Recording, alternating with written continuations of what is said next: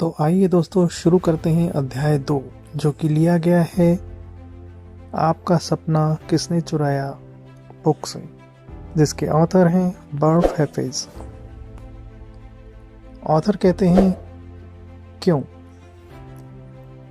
Walt Disney ने कहा था हमारे सपने साकार हो सकते हैं बशर्ते हमारे अंदर उनका पीछा करने का साहस हो।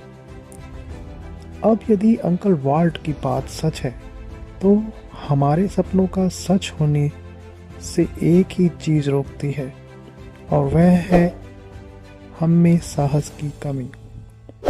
आइए इस विषय पर चर्चा करते हैं। क्या यह साहस का अभाव है जो हमें अपने सपनों को साकार करने से रोकता है, जो हमने बचपन में देखे थे? क्या ये हम में हिम्मत की कमी है जो हमें अपने सपनों के साथ समझौता करने पर मजबूर कर देती है? क्या यह साहस का अभाव है जो एक विद्यार्थी को स्नातक की उस पढ़ाई के लिए कॉलेज भेजता है जिसे पूरा करने के बाद उसे पता चलता है कि उसके लिए तो कोई नौकरी है ही नहीं और मजबूरी से उसे वह नौकरी करनी पड़ती है जिस विषय में न तो उसकी कोई रुचि होती है और न ही कोई ज्ञान। परिणाम स्वरूप उसे यह सीखने में वर्षों लग जाते हैं कि उस काम को सही ढंग से कैसे किया जाए। क्या इस साहस के अभाव के चलते ही अच्छे खासे उद्योग पर ताले लगते जा रहे हैं? क्यों एक के बाद एक व्यवसाय बंद हो रहे हैं? क्यों रोजाना बदलने वाली तकनीक नौकरी को निगल रही है? डेट्रॉयट के ऑटो कर्मी, पीटर्सबर्ग के इस्पात कर्मी, पश्चिमी वर्जीनिया के खनिक, ह्यूस्टन के तेल मजदूर तथा उत्तरी अमेरिका के हजारों लोग किसान, क्या उनमें साहस के अभाव के कारण बेरोजगार हो रहे हैं?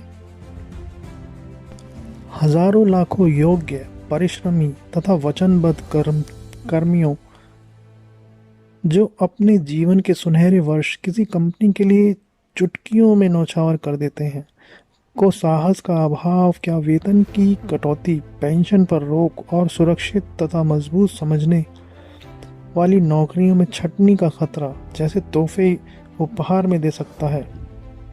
हाल ही में उत्तर पश्चिमी एयरलाइन ने अपने कर्मियों के वेतन में कटौती की है।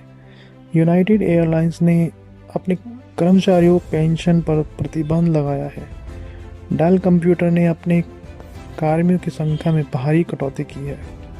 फोर्ड, जनरल मोटर्स तथा डेल्फी जैसी बड़ी कंपनियां आपके आजीवन कैरियर के किसी भी पल चंद सिक्कों में तौलकर आपके हाथों में सौंप सकते हैं।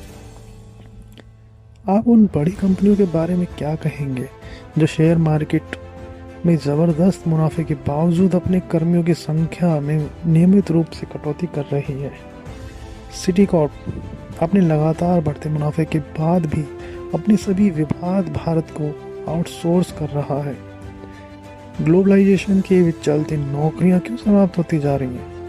अमेरिकी नौकरियां एशिया तथा पूर्वी यूरोप वासियों के हाथों में क्यों जा रही हैं? पश्चिमी कर्मियों के लिए बाजार में हालत बहुत ही डरावने हैं। उन लाखों करोड़ों पुरुष व महिलाओं का क्या जो मुट्ठी भर मासिक वेतन पाने के लिए real estate, insurance, sales, auto dealership, hotel तथा खाद्य सेवाओं से प्रतिस्पर्धा से भरे क्षेत्रों में रात दिन प्रयत्नशील क्या वास्तव में उन्हें साहस का अभाव है? क्या आप इसे साहस का अभाव ही कहेंगे कि लगभग 20 लाख अमेरिकी लोग स्वयं को दिवालिया घोषित करने के लिए आवेदन पत्र दाखिल कर चुके हैं? क्या यह साहस का अभाव ही है इसके चलते हजारों लोग, कर्मठ परिश्रमी लोग, उनकी पेंशन से वंचित कर दिया गया है? परिणाम स्वरूप उन्हें वॉलमार्ट तथा किंग कॉस की नौकरियां करनी पड़ रही हैं। क्या यह सब साहस के अभाव के चलते घटित हो रहा है? क्या सिर्फ इसी वजह से हम अपने सपने से दूर हैं? आपके सपनों का क्या? क्या आप अपनी मनपसंद ज़िंदगी जी रहे हैं? क्या आप वह सब हासिल कर चुके हैं जिसका सपना आप लड़कपन में कभी देखा करते थे? शिक्षा हासिल करने के लिए आप स्कूल, कॉलेज गए, क्यों? वर्षों के कड़े परिश्रम या वफादारी के लिए क्या आपकी कंपनी ने कभी आपको सम्मानित किया है? क्या आप उपयुक्त समय और धन के साथ सेवानिवृत्त या रिटायर हो पाएंगे? रिटायरमेंट के बाद जब आपके पास समय ही समय होगा, तब अपने मित्रों तथा परिवार के सदस्यों के जीवन का आनंद लेने के लिए आप धन कहाँ से लाएंगे? डिज्नी के अनुसार यदि आपके सपने पूरे ही नहीं हो पा रहे हैं, तो इसका अर्थ है कि आप में उन्हें साकार करने का साहस नहीं है। क्या यह बात हम पर लागू होती है या फिर हम कायर हैं? नहीं, ऐसा कुछ भी नहीं है। मैं आपको इस बात का आश्वासन देता हूँ कि हम में साहस का अभाव बिल्कुल भी नहीं है। विपरीत इसके हम सभी के भीतर एक ज्वाला धधक रही है जो हमारे अस्तित्व को बनाए रखने में हमारी सहायता करती है। ज़रूरत तो बस उन्हें हवा देने की है। हम सभी को अपने सपने साकार करने हैं। ज़रूरत है तो बस एक उचित वाहन की जो हम हमारी मंजिल तक पहुंचा सके। फिर परेशानी क्या? मेरे विचार से हम सभी लोग निराश हैं, क्रोधित हैं, परिस्थितियों को मनवांछित प्रकार से प्रभावित करने में असहाय तथा असमर्थ हैं। हम सभी की दशा एक जैसी है। हमें आगे कुछ भी नज़र नहीं आ रहा है। क्या मैं गलत कह रहा हूँ? दोस्तों, हमारा सपना कोई परिकथा नहीं है। यकीन मानिए, यह हकीकत है, बशर्ते कि आप किसी और को इसे चुराने की अनुमति न दें। हम कायर नहीं, बल्कि सदी की सबसे बड़ी दुर्घटना के शिकार हुए हैं, जिसके चलते किसी ने हमारा सपना चुरा लिया है। परंतु अभी देर नहीं हुई है, क्योंकि उन्होंने मात्र हमारे सपने तक पहुंचने का मार्ग ही बाधित किया है। उन्होंने सपने को पाने की हमारी क्षमता एवं विश्वास को ही नष्ट नहीं किया। यह तो एक अंश मात्र है जो हमें संकेत दे रहा है तथा सूचित कर रहा है, उठो, जागो, डटे रहो और परिस्थिति का मुकाबला करो।